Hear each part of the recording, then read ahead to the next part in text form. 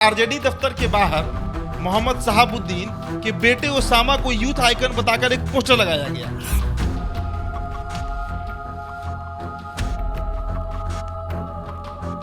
मोहम्मद शहाबुद्दीन के परिवार को नहीं, दरअसल रूठे हुए मुसलमानों, जो मुसलमान वोटर हैं, मुस्लिम वोटर्स हैं बिहार के, उनको मनाने का ये प्रक्रिया है।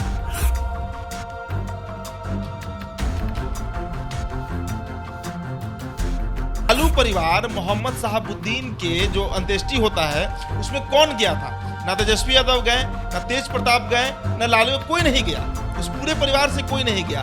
और शहाबुद्दीन वो व्यक्ति रहे हैं जिन्होंने लालू यादव के ना सिर्फ सत्ता को संभालने का काम किया बल्कि हर समय उन्होंने मजबूत किया। सोमनाथ से जो रथ चला था एल के आडवाणी का, देश के जिन जिन राज्यों से गुजरा, चाहे वो कांग्रेस शासित राज्य हो या बीजेपी शासित राज्य हो, सभी जगह छोटा मोटा हिंसा, छुटपुट हिंसा हुई। लेकिन बिहार उस समय अपवाद वो राज्य बना था जहां पर कोई भी एक भी हिंसा का खबर नहीं आया था। और उसी समय लालू यादव ने आयरन हैंड से उस पूरे मूवमेंट को क्रश कर दिया। जेल चले गए, भागलपुर जेल में थे एल के आडवाणी। और उसके बाद से ही मुसलमानों के एक मसीहा के रूप में लालू यादव का उदय होता है। दलित को महादलित में तोड़े नीतीश कुमार, उसकी पूरी पॉलिटिक्स, और फिर दलित वोट जो है वो एनडीए खेमे में चला गया। लेकिन मुस्लिम यादव वोट 2005 से 2016-17 तक आप मानिए आरजेडी के साथ रहा, जो अब नहीं है। पटना से लेकर सिवान तक पूरा पोस्टर पटा हुआ था कि हिना साहब को राज्यसभा भेजना है, हिना साहब को राज्यसभा भेजना है। लेकिन उनके जगह पे कौन चला गया राज्यसभा? एक तो मीसा भारती और दूसरा फैयाज अहमद। मोहम्मद शहाबुद्दीन पूरे सारण प्रमंडल में, जिसमें गोपालगंज गिन लीजिए, छपरा गिन लीजिए, सिवान गिन लीजिए, उसके एक छत्र नेता थे। आप चले जाइए सीमांचल की तरफ, मोहम्मद तस्लीमुद्दीन, उनका एक अलग दबदबा रहा अपने समय में। लेकिन उनके निधन के बाद आज के समय में अगर कोई पूछे कि सीमांचल कोसी के क्षेत्र में राजद का मुसलमान नेता कौन है, एक नाम सामने नहीं आएगा। मिथिलांचल में चलिए, वहां पर अब्दुल बारी सिद्दीकी एक नेता थे मुसलमानों के, जिनका एक छत्रप्रास, आज उनको भी साइडलाइन कर दिया गया। बट आज से 5 साल 10 साल पहले तक क्या कोई बिहार का मुसलमान ये कल्पना कर सकता था कि असदुद्दीन अवैसी उनकी बात करने के लिए, उनके हक की बात करने के लिए बिहार दौरा करेंगे? आज कर रहे हैं। आज पूर्णिया जा रहे हैं, कटिहार जा रहे हैं, किशनगंज जा रहे हैं। बिहार में किसी मुस्लिम युवक की, किसी भी मुसलमान की किसी भी प्रकरण में अगर हत्या हो जाती है या उनके साथ कोई अपराध होता है, सबसे पहले कोई नेता अगर बोलता है तो वो असदुद्दीन अवैसी होते हैं। पटना के आरजेडी दफ्तर के ठीक बाहर में एक पोस्टर लगता है और इसमें लिखा जाता है मोहम्मद शहाबुद्दीन के बेटे ओसामा साहब को यूथ आइकन बिहार बताया जाता है। इस पोस्टर का क्या मायने निकाला जाए? क्या शहाबुद्दीन के परिवार को आरजेडी मनाने में लग गई है? चूँकि लोकसभा का चुनाव नज़दीक है और उस क्षेत्र में, जिस क्षेत्र में शहाबुद्दीन का घर है, उनकी पकड़ ज़्यादा है, तो क्या आरजेडी सभी भूले चीज़ों को मिटाना चाहती है? जो शहाबुद्दीन का परिवार जो था आरजेडी से नाराज़ चल रहा था, जब शहाबुद्दीन की मृत्यु हुई थी, आरजेडी का कोई भी व्यक्ति उनसे मिलने नहीं पहुंचा, तो क्या अब नाराज़गी दूर की जा रही है? इसी विषय पर चर्चा करेंगे। हमारे साथ हैं हमारे सहयोगी उदीप्त आर्यन जी। उदीप्त जी, क्या लग रहा है, शहाबुद्दीन के परिवार को मनाने की कोशिश तेजस्वी यादव के द्वारा, लालू यादव के द्वारा की जा रही है क्या? मोहम्मद शहाबुद्दीन के परिवार को नहीं, दरअसल रूठे हुए मुसलमानों, जो मुसलमान वोटर हैं, मुस्लिम वोटर्स हैं बिहार के, उनको मनाने का ये प्रक्रिया है। 2024 का लोकसभा चुनाव अब 10-11 महीना रह गया है रत्नेश, ज़्यादा समय है नहीं। अगले साल तक हमको लगता है कि इस अप्रैल के मिड तक में शायद कुछ फेज का वोटिंग भी हो चुका होगा, क्योंकि मई में 18 या 20 मई तक परिणाम आ जाता है। 2014 और 2019 में 26 मई के आसपास वही समय था ना, 25-26 मई का, जब प्रधानमंत्री पद का शपथ ग्रहण हुआ था। समय तो है नहीं। तो अब सवाल ये है कि आखिरकार अचानक से, और ये अचानक से हुआ है कि आरजेडी दफ्तर के बाहर मोहम्मद शहाबुद्दीन के बेटे ओसामा को यूथ आइकन बताकर एक पोस्टर लगाया गया। मोहम्मद खालिद का भी उसमें फोटो है और पूरा जो लालू परिवार है। और एक बात जो आपने ओपनिंग रिमार्क में कहा कि गुस्साया हुआ शहाबुद्दीन परिवार था नहीं है। आज भी शहाबुद्दीन परिवार उतने खुन्नस में है, उतने ही गुस्सा में है जो तब था जब कोविड के समय, कोरोना में के समय, जब मोहम्मद शहाबुद्दीन दिवंगत हो जाते हैं। अब देखिए, इसका पूरा प्रारूप समझिए। बिहार के राजनीति में वोट की मारामारी किसके लिए है? अभी जो ये इतना इफ्तार हुआ और ईद हुआ और ये जो तामझाम दिखाया गया, ये सभी मुस्लिम वोट के लिए ही किया गया, अगर सही मायने में पूछिए तो। क्योंकि मुसलमानों का विकास कितना हुआ इस देश में ये तो सच्चर कमेटी की रिपोर्ट बता देती है कि तमाम जो राजनीतिक पार्टियां जो खुद को सेकुलर कहती हैं कि हम मुसलमानों का सबसे ज़्यादा हित करेंगे, सबसे ज़्यादा काम करेंगे। सच्चर रिपोर्ट उससे उल्टी कहानी बताती है। लेकिन फिर भी ये तंधम तो हो रहा है, वोट चाहिए। अब बिहार में आप लालू यादव के पूरे काल को देखिए। 1990 में जब लालू यादव की सरकार बनती है, मार्च का महीना 8 तारीख था, जब शपथ लेते हैं गांधी मैदान में लालू यादव, उसके बाद से जो उनकी पूरी राजनीति रही वो किसके अगल बगल इर्द गिर्द घूमती रही? मुस्लिम और यादव। और खासकर तब जब सोमनाथ से जो रथ चला था एल के आडवाणी का, देश के जिन जिन राज्यों से गुजरा, चाहे वो कांग्रेस शासित राज्य हो या बीजेपी शासित राज्य हो, सभी जगह छोटा मोटा हिंसा, छुटपुट हिंसा हुई।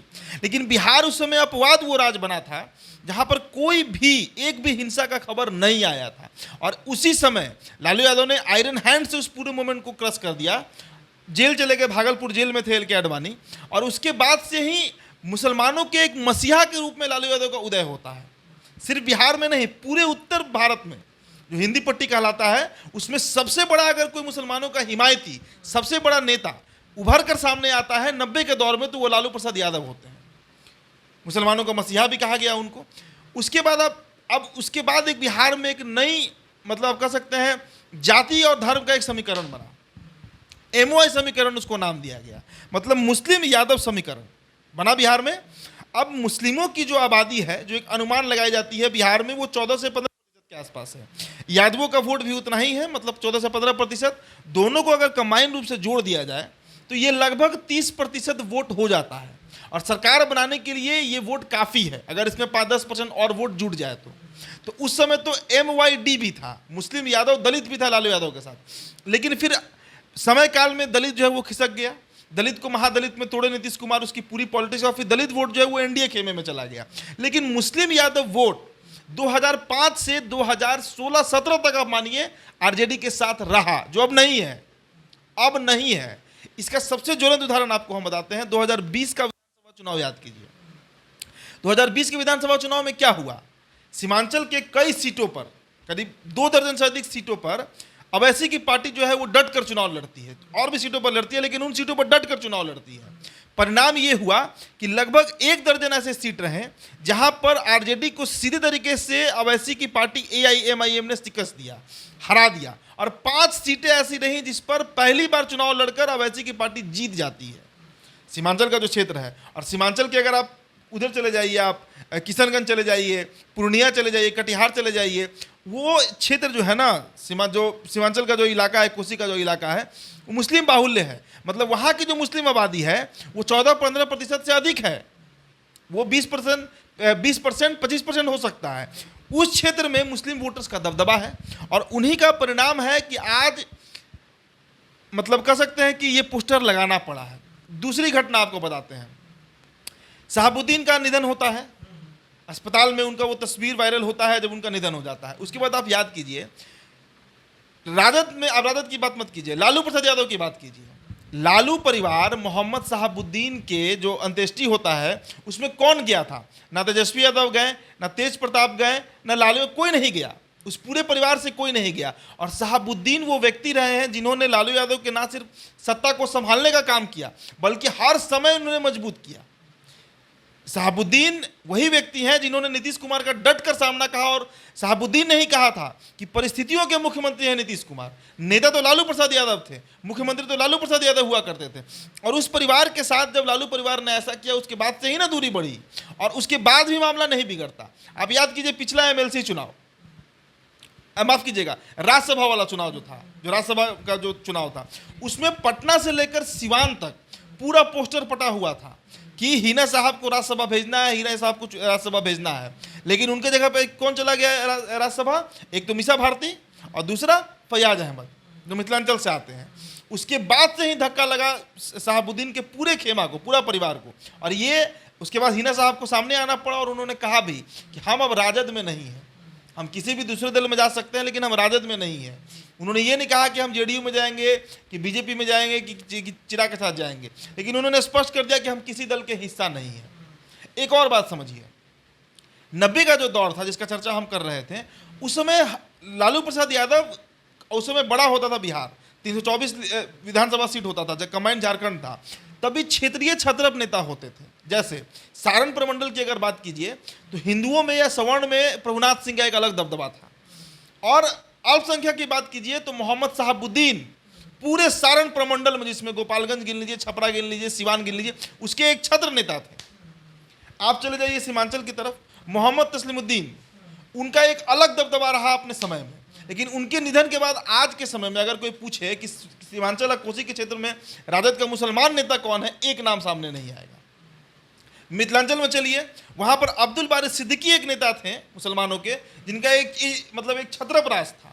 आज उनको भी साइडलाइन कर दिया गया, पार्टी में एक महासचिव का पद दिया गया है। तो कुल मिला जुलाकर जो नई राजद है, जो तेजस्वी यादव की राजद है, ये लालू यादव की राजद नहीं है, ये तेजस्वी यादव की राजद है। और इसीलिए आज मुसलमान जो है वो राजद से छटक रहे हैं। साहबुद्दीन का हासिल इन्होंने देखा, तस्लीमुद्दीन का हासिल इन्होंने देखा मुसलमानों ने, और अब्दुल बारी सिद्दीकी के साथ जो किया गया वो भी मुसलमानों ने देखा। और अब तो ऑप्शन है इनके पास। आज बिहार में मुसलमानों के पास सबसे रेलेवेंट ऑप्शन कोई है तो वो है असदुद्दीन अवैसी। अब तो लगातार उनका बिहार भी दौरा हो रहा है।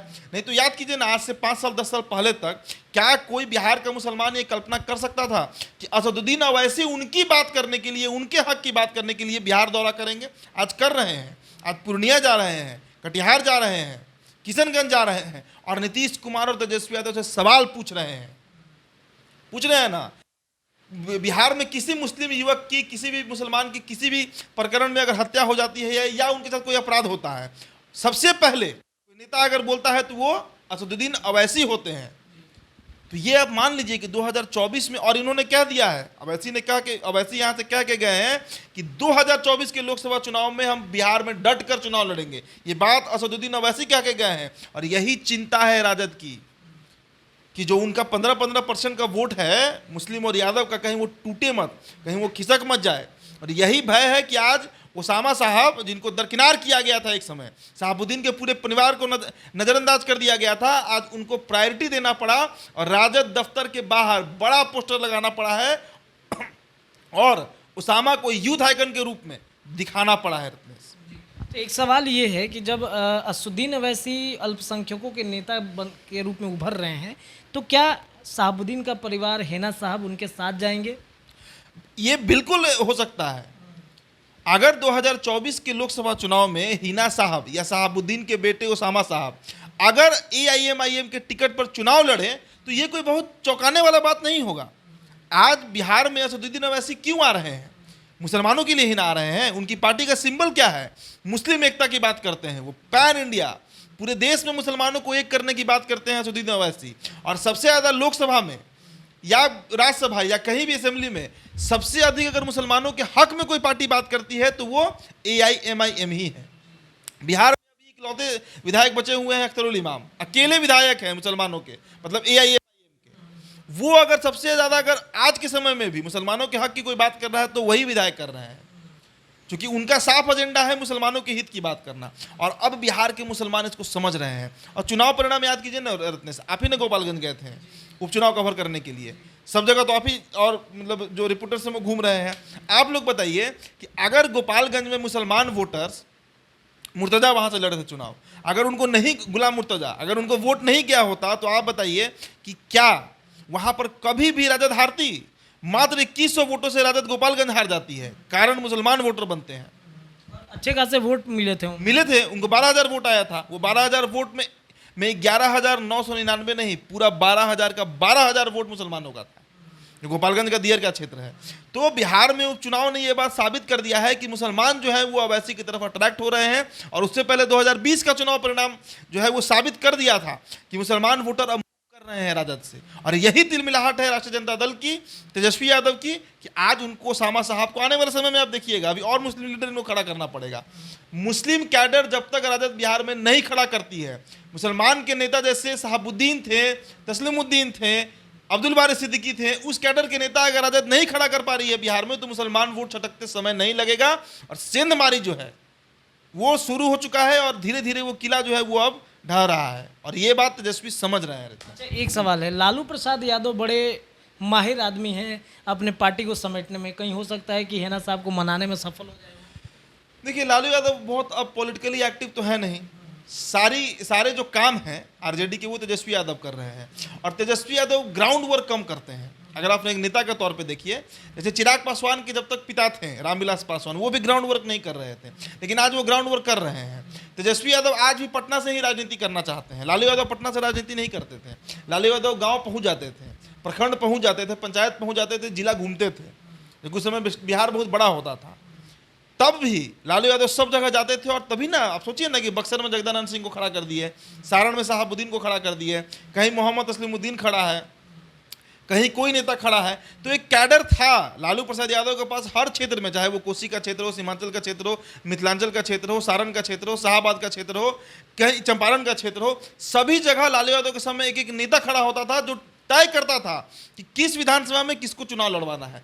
आज तेजस्वी यादव पटना में बैठकर और एसी के कमरे में ये तय करते हैं कि किसको टिकट देना है और किसको टिकट नहीं देना है। और अब वो राजनीति बिहार में चलने वाली है नहीं, क्योंकि बूथ स्तर पर जो संगठन है भाजपा की बहुत मजबूत है, बूथ स्तर पर अन्य पार्टियों का बहुत मजबूती से काम कर रहा है। तो अब मुसलमानों को अगर एकत्रित करना है तेजस्वी यादव को, तो इनको ग्राउंड पे उतरना पड़ेगा, बड़े बड़े मुसलमान नेता को प्रमोट करना पड़ेगा, उनको खड़ा करना पड़ेगा, उनको पद देना पड़ेगा, तभी ये रिकवरी हो पाएगा। सिर्फ पोस्टर लगा देने से उसामा का कोई बड़ा मतलब चेंज नहीं होने जा रहा है। तो ग्राउंड जीरो पे उतरकर तेजस्वी यादव को काम करने की ज़रूरत है। मुसलमान वोटों में एकजुट करने के लिए MY समीकरण की जो लालू प्रसाद यादव ने नारा दिया था उसको एकजुट करने के लिए, बहरहाल क्या होता है, क्या शहाबुद्दीन परिवार मानेगा या फिर असुद्दीन अवैसी की पार्टी को ज्वाइन करेगा, ये समय बताएगा। बहरहाल इस चर्चा में इतना ही। जुड़े रहिए हमारे चैनल के साथ। ये चर्चा कैसी लगी ज़रूर बताइएगा। बहुत बहुत धन्यवाद।